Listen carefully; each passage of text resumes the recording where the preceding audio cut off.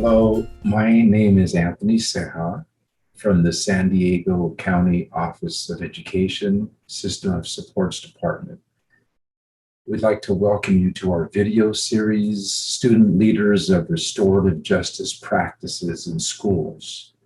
I want to thank Laura Anderson, our friend and colleague, who helped us to coordinate these young panelists who were actually her former students she worked with as she was developing the restorative justice practices within Crawford High School, working collaboratively with their law academy there. We thought that it was very valuable to hear from their experience and to hear their suggestions about, what they think is important for teachers to know, and also what maybe young people should know, especially those who are really interested in getting involved in this work. So let's go ahead and meet our panelists. Can we start with Kaz? Hi, because my name is Large. I became involved with restorative justice in high school. I started as we started as circle leaders and then became peer mentors. That's great. Thank you, Kaz. How about you, Esteban? Hi, I'm Esteban Sanchez, and I got involved through the same thing as Law Academy, partnering up with Laura, and same thing as Kazmani, just being a circle leader and then a mentor as well. That's great. Thank you, Esteban. And Yesenia? Hi, my name is Yesenia Malacara, and I became involved with restorative justice through the Law Academy at Crawford High. I joined probably sophomore year, and I also became one of the mediators, and then I worked my way up, and I started doing the circles and running them. That's great. Thank you, Yesenia. And then Eric? Hi, my name is Eric Cisneros. I started doing Law Academy sophomore year as well, along with Esteban and Kaz. And I think I started off by just watching and then seeing how it was ran, and then eventually I became a peer mediator as well and started running circles. That's great, Eric. Thank you. All right, and then Laura, you want to go with the next question? Yeah, thank you all for being here, for your time. It's an honor to be with you and to hear you share your wisdom. You have a lot to offer. So I guess for starters, I'm wondering what helped you become comfortable being in restorative circles? Kazmani, do you want to start? I think the thing that helped me was knowing that I wasn't being judged, and I had a lot of support from not only my teachers, but also my peers. So that helped me become more comfortable, but it took a while to fully trust my peers and my teachers. So, yeah. Thank you, Kazmani. Esteban, would you like to share? Sure. The way I got comfortable was knowing that Victor had my back, which he's not here right now, but we would go in pairs to classrooms, and I knew he always had my back. So even if we messed up or whatever, we'd laugh about it. And, I personally, it was serious, but if I messed up, it wasn't that serious, you know what I mean? So that's how I started getting comfortable. And Yesenia and Eric? For me, it was the guidance that you yourself, Laura, gave me when you started introducing us to the circles.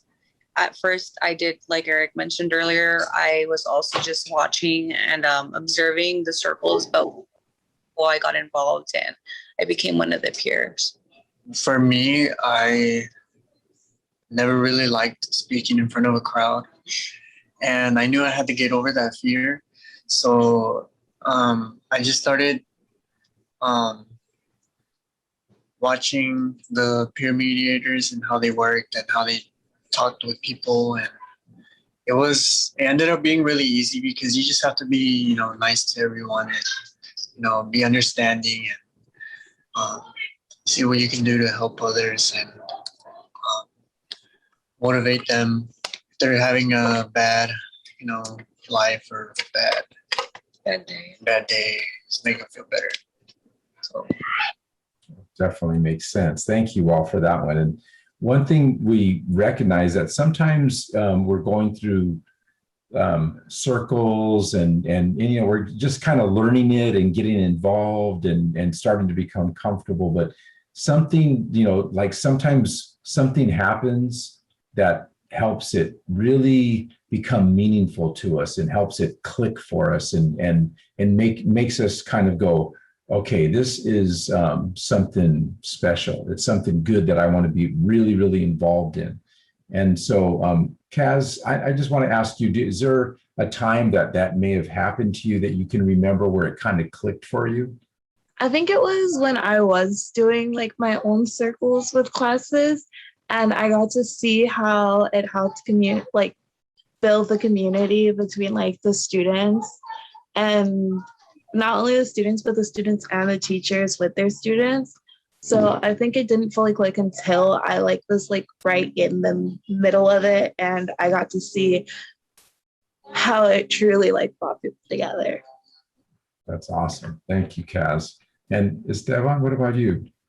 It was kind of the same thing for me, but for me it was when the classroom changed their I guess their behavior. Me and Victor went to a classroom where the behavior was bad with the teacher, and then I guess the teacher understood what they were going through, or what they were stressing about, or stuff like that, and then it just created a bond. And that, for me, that's when it clicked, where I was like, okay, this is really works, and it changed the whole vibe of the classroom, and it yeah. That's great. Thank you, Esteban. And then Yesenia, what about you? For me, I remember it was, I think, my third circle. I noticed that the vibe in the room was just the kids didn't care. And our first session was pretty rough. I remember I was so frustrated, and I was there to mediate and help. I was helping them. And I was so frustrated, and I couldn't believe that they weren't taking it serious. And then by the third session, it clicked. I was like, wow, this class, they just needed to be heard. Those kids wanted to be heard. That's why they called us in to mediate with the teacher and the students so they could understand each other better. And it clicked, yeah, this is what they need. These kids need to be heard, because otherwise, if they're not, their feelings aren't being, brought out, and they don't feel like they're being heard, then they're not going to care. Wow. So that's for us. Thank you. And Eric, what about you? the first couple of circles that I had, we were just joking around and, having fun. And there's nothing wrong with that. It's just for me, the part when it got serious, that's when it clicked to me, okay, if we're able to engage these people into icebreakers and trying to get to know one another, then maybe we'll be able to have them open up more about themselves and just be able to talk to one another. That makes sense. That's good. Thank you, Eric. Yeah, thank you all for sharing. I appreciate hearing these moments. It's a powerful question, when did it click? Because, those of us that have been in circle, I think a lot of us can remember that moment. So it's wonderful to hear your share on that. So since it works for you and there's buy-in and a sense of appreciation for this process, what would you recommend to teachers who are interested in implementing this at their site? What advice would you give? What might you say to them? I'd recommend definitely trusting the process. You can't really jump in and assume all the students are going to be immediately on it and excited for it. And just having patience with people. I think that it's important to probably start in the very beginning, when you first meet the students, not in the middle of the semester when everybody already has built their friend groups, but it's easier to implement in the beginning when everyone's still getting to know each other And it's important to build trust and a relationship with your students through it, and understanding that it's their circle, not just your circle. So it's important that you're not trying to like rule over it, but you're also giving them the space where they can trust you to speak to you, because they're not going to participate in a circle where they don't trust anyone. And so it's just really important to give them time and a place where they feel safe to share their thoughts and opinions. Thank you, Kaz. And Esteban?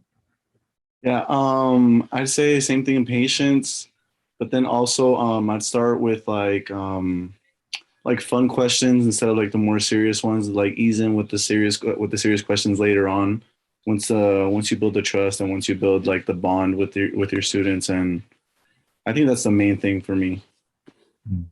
Nice, well said. And Yesenia? For us, I think it should be the respect as well. It's a big thing for me. If I feel like the teacher isn't respecting our feelings, or they don't necessarily, like the circles aren't working out because they aren't putting the effort that we are, then it's not going to work out. We need to be patient with each other. We need to be respectful, and most importantly, we need to trust one another, and the trust is earned both ways. That's great. Thank you, Yesenia. Then Eric?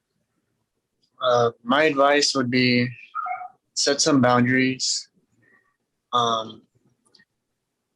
Also, try to get creative with how you deliver the questions and what kind of questions they are. And the last one, I had it in my head, but I forgot. That's okay. Just don't give up. It's gonna get hard every time, and you just have to learn to keep going and not stop. That makes sense. Thank you.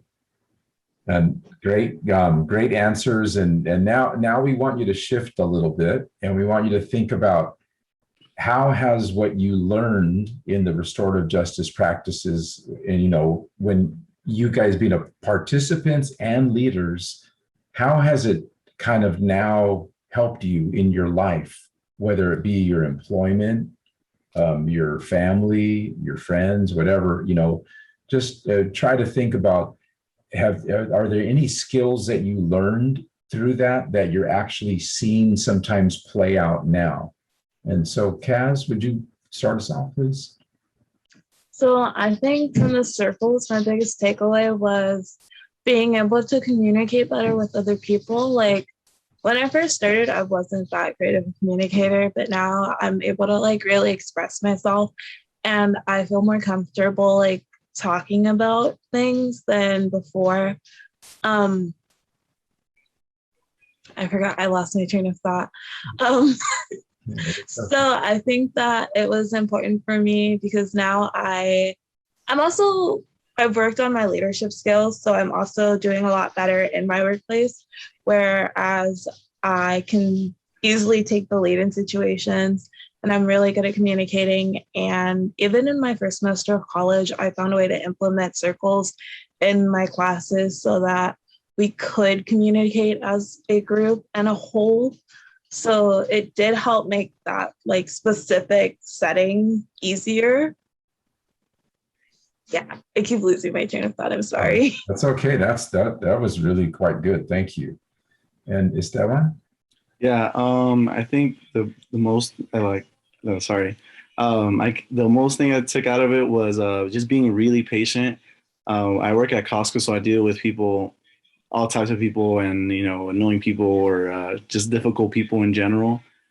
It made me really patient to just not like get mad, or just see from the person's point of view, if that makes sense, and really like just take in the moment and try to help them as much as I can, or guide them to some other option they could do, or try to resolve their problem, or show them other things. But that's the most thing I could take away from that. That's powerful. Thank you, Esteban. And Yesenia, what about you? For me, it was definitely patience, because if I'm being completely honest, I wasn't ever patient. When when we first started the circles, because it was so frustrating seeing the younger students not take us serious. And then as time went on and we were able to trust each other, then that's when the real things hit. And now I use it at work because I get customers. I'm a shift lead, by the way. So at work, I get customers that come up to us and are disrespectful and want to be heard, but they like yell at us instead of like, communicating with us and letting us know what was wrong with their order or whatever problem they might have.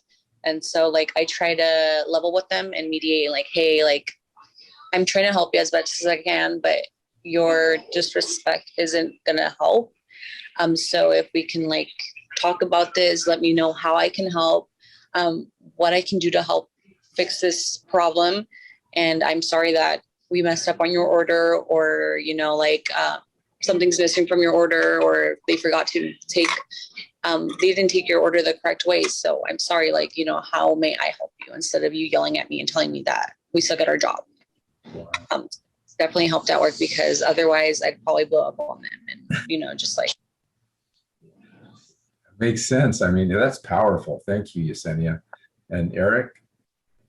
I also learned to be patient, as before I worked in retail and food and stuff, and I didn't really like dealing with customers and people. So I thought warehouse jobs were different, but I learned that it's not so different, because you deal with coworkers who are the same. So I've learned to be patient with them and just learn to be the bigger person, and also just to understand them as well, and also help them out when they need it, because who knows, when you need help, they can be there for you as well. And also, I love helping people, so that's what I do. So. That's great. Thank you, Eric. That's great. And then Laura, do you want to go with the next question? Thank you all for sharing. I love hearing you share. And Eric, I've seen so much, change. I remember you not sharing so much in Circle, and then you were a leader in the facilitation program. And then each and every one of you, there's just been a lot of growth on the journey. So it's wonderful to be here in this moment. But you talk about understanding and patience and holding space and being present. And Cosmani, it's so cool that you introduced this circle, the community building circle, into your college. And Esteban, you're using the skills that you learned as a trained peer mediator at Costco. And Yesenia, kind of learning to step back and, take a breath. And then Eric learning that you're going to find people everywhere you go. And it's the skills that you bring to the moment rather than kind of the outside that you face.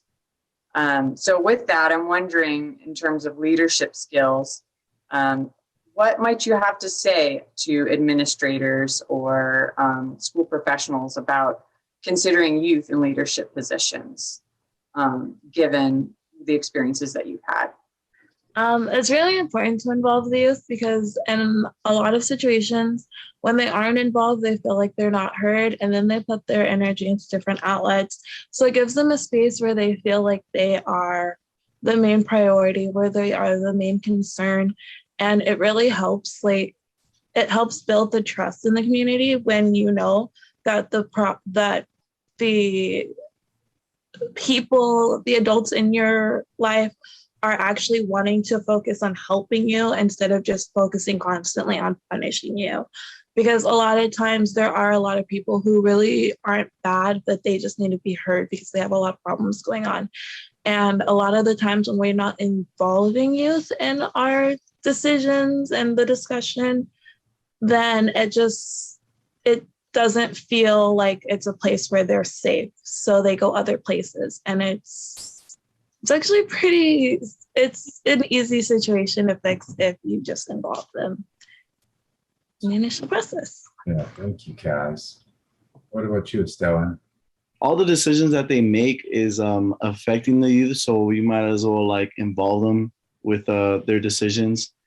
And then also the youth is always going to listen to the youth, if that makes sense. Like, don't get me wrong, like, yeah, the adults are the ones in charge or whatever, but you would rather just be together than divided, if that makes sense. So I think you should just really involve them, because they have opinions as well, and all the decisions that they're making are affecting them personally.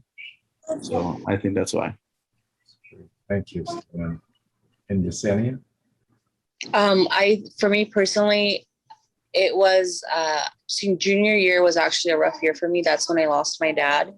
So I was thankful that these circles were happening, because we actually had to involve one of the circles in one of my classes. And that's when the teacher found out like my behavior was that way because of like what I was going through in my personal life. And so with that being said, it's very important to understand the students because you never know what's going on in their personal life. And yeah, they can be acting out or like disrespectful towards the teachers or professors, but there's a reason behind it. There's always a reason for everything, So it's just very important to always feel heard, like you're being heard and you're being listened to and your opinions matter. Yeah, that's so powerful, Yesenia. Thank you for sharing that personal connection and the story and how important it is for us adults to recognize that young people's behavior, most of the time, there's something going on behind it. So thank you for helping us with that. Eric, what about you? I'd say because the youth has more like connection to society. Do you get what I'm saying? Like, because society is mostly consisted of younger people than older people. So like the new generation is more into the same thing and the same style, the same preference. That's everything. Yeah. And so I think by having some youth leadership, we can have kind of like a perspective of everyone. It's not just the older generation. That's great. Thank you. This is really important information for obviously the adults, but we're hoping that this video might be seen by young people who are just considering becoming maybe really involved as you were in the restorative practices and restorative justice. And so we'd like you to, if you would, what would you recommend to young people who are considering becoming involved in it, maybe at a leadership level or even just participating in circles or something? Kaz, would you be willing to start? I definitely recommend being patient, not only with your peers, but with yourself, because it's really hard to really commit to something when you don't fully trust yourself yet. When you don't feel ready, then it's important to just step back and realize that you need the time. I definitely recommend probably just starting off watching other people lead and then jumping in when you feel ready. That's good points. Thank you. And then Esteban? I think you should be going into this like with an open mind, because it is going to be different for you. And then also just being really understanding, because everyone's different. Not everyone's the same. Everyone has different views. Okay, no, it's good. Yeah. Thank you, Esteban. And Yesenia? I think for me, I'd say definitely give it time. If you plan to get involved, do it for the right reasons, because if you're going to get involved in these circles or restorative justice just in general, just know that you could possibly make a change. And if that means that you want to be involved in a change, then it's very powerful when you allow other people to be heard, especially the younger generation. it could be any kid in freshman, sophomore, and you're a senior, junior, and you're making it because they're being heard. Powerful. Thank you, Yesenia. And Eric? I recommend writing everything down, like writing notes, even if there's small thoughts or big plans for your next circle, because you might need them for the next time, even if they're just like crazy thoughts or like some ideas for questions asked for the next time or even during the circle, because there's just going to be so many ideas and thoughts that you're going to have that you won't be able to keep track of them all. So yeah, I'd say just write everything down and also take recommendations from other people in the circle as well, because not everyone's going to like the same thing. Great. All right. Thank you, Eric. And Laura? These are awesome recommendations. I love it. Being patient with self and others, making sure there's respect when you're holding space, writing things down, being understanding. Beautiful. Love it. So just any final thoughts, anything, any highlights that you want to share, anything, any part of the program that you didn't get to share that you'd like to now? I'd say I met a lot of like cool people along the way, and I got closer with our whole class, our whole senior class. And also it took me to different places.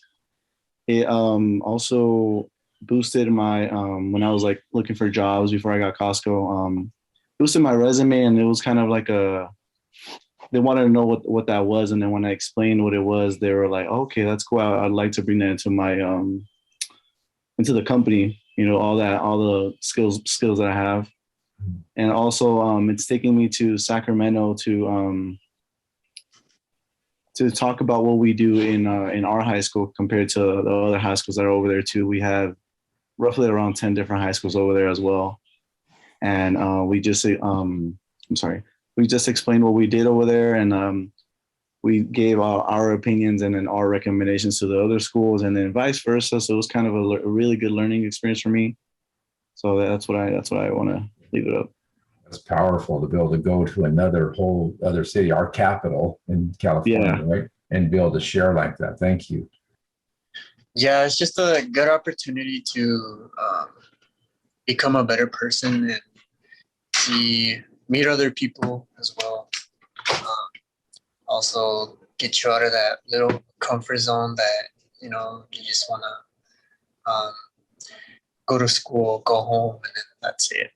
Like, we want people to get more involved and see their true potential, if that makes sense. Absolutely. Thank you, Eric. And then, you know, one question, and it's okay if you don't feel comfortable answering this, but I do get adults sometimes telling me, well, are you sure you can trust young people in the circle like that? Because, you know, sometimes what happens is young people will get emotional in the circle, and can they handle that? And I know this is a hard question, so it's okay if you don't feel comfortable answering it, but, you know, how did you handle, for example, when kids became emotional?